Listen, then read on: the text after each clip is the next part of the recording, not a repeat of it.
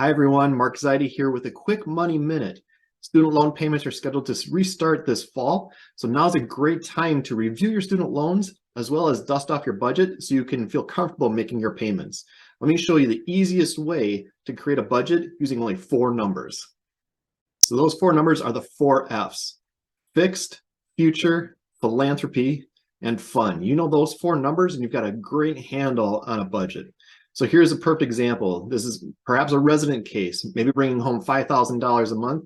We want to keep those fixed expenses less than 50% of your take-home pay.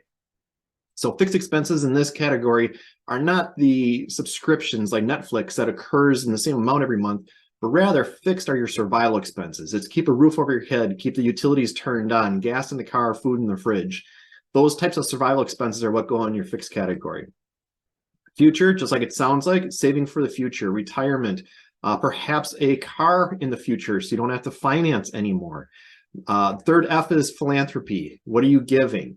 And then finally, let's have a little fun along the way. So as we dig into these expenses, you see some of the main categories here. We can keep your housing expenses to less than 25% of your income. That's a great rule of thumb and will free up enough money to save for the future, to pay off some of those student loan debts, etc. As we get down to the bottom here, notice the minimum debt payments. Well, that has to do, for most people, with student loans. So with student loans restarting, let's calculate what that student loan amount may be. And with federal student loans, it doesn't matter what your balance is, it matters what your income is, because that's how the payment is calculated. So in this case, we have a single person, no kids, making about $65,000 a year as a resident. And under the existing rules for pay-as-you-earn or revised pay-as-you-earn, that monthly payment would be about $359 a month.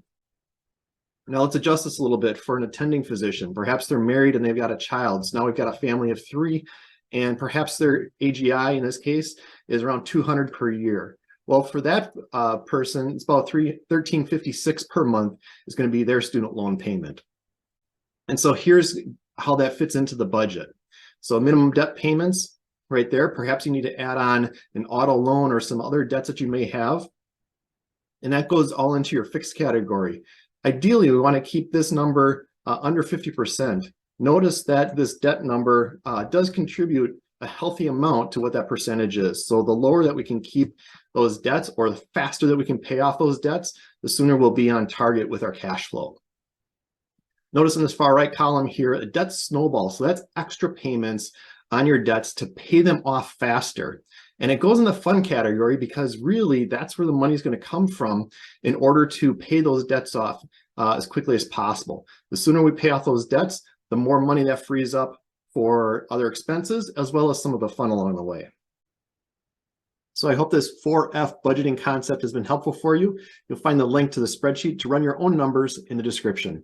If you have any questions, feel free to reach out. I'd be happy to help you. Have a great day, everybody.